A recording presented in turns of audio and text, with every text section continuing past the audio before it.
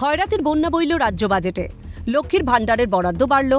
মাধ্যমিক পাশের পর সকল পড়ুয়াদের হাতে স্মার্টফোনের ঘোষণা। সিভিক ভলেন্টিয়ারদের বেতন বৃদ্ধি হলো। সরকারি কর্মচারীরা আর ঘেউ ঘেউ করতে পারবেন না, বাড়ল ডিএ। সবই হলো। কল্পতরু হলেন মমতা। বাজেট শেষে আওড়ানো হলো মমতা বন্দ্যোপাধ্যায়ের লেখা কবিতা, তোমরাই পারবে, তোমরাই ছাত্র যৌবন, নবান্নেতে আসুক ধনধান্য প্লাবন। উন্নয়নের জুড়িগাড়ি চলল বিধানসভায়। তবে নিন্দুকেরা প্রথমেই শটান বলে দিল, এ বাজেট বাজেট নয়, নির্বাচনী ইস্তেহার।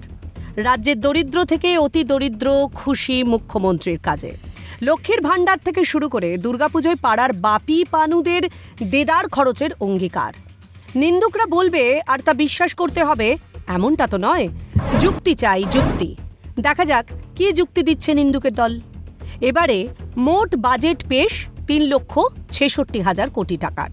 হিসেব পরিষ্কার, বাজেটের 1,27,000 কোটি টাকা আসবে কেন্দ্রীয় সরকারের করের ভাগ এবং অনুদান থেকে। রাজ্য সরকারের নিজস্ব কর 1,02,000 কোটি টাকার মতো। এই ফাঁকে বলে রাখা ভালো, এই রাজস্বের প্রায় 22,000 কোটি টাকা আসে মদ বেচে। বাকি টাকা 4 ভাগ বলে গেছেন ঋণং কৃত্তা ঘৃতং পিবেত যাবৎ জীবেত সুখং জীবেত। মোদ্দা কথা হলো, ধার করে ঘি খাও। বাজেটের বাকি টাকা আসবে ঋণ থেকে। 92,000 কোটি টাকা ধার করবে রাজ্য, যার 80,000 কোটি টাকা বাজার থেকে চড়া সুদে। রাজ্য ঋণের চোরাবালিতে আরেকটু ডুবল। মোট ঋণ 7 লক্ষ কোটি টাকা। 2011 সালে সংখ্যাটা ছিল 1,92,000 কোটি। কিন্তু এত যে আয়োজন, তার ফল কি দাঁড়াতে চলেছে? বাজেটে কৃষি উৎপাদনের কথা এড়িয়ে যাওয়া হয়েছে সযত্নে। ক্ষুদ্র মাঝারি বৃহৎ শিল্পের ঢক্কানিনাদ বাজানো রাজ্য সরকারের বাজেটে পরিকাঠামো খাতে ব্যয়ের কোনো উল্লেখ নেই। পিপিপি মডেলে 4টি তাপবিদ্যুৎ কেন্দ্র তৈরির কথা বলা হয়েছে বটে, কিন্তু বাজেটে রাখা হয়েছে মাত্র 100 কোটি টাকা, যা হাস্যকর। মোটের উপর বাজেটে নেই আয়ের বন্দোবস্তের কোনো সুনির্দিষ্ট রূপরেখা। এর আগের বাজেটে কর্মসংস্থানের জন্য 2টি ফানুস ওড়ানো হয়েছিল। এর একটি হলো তাজপুর বন্দর, 2 নম্বর ফানুস অবশ্যই দেউচাপাচামি।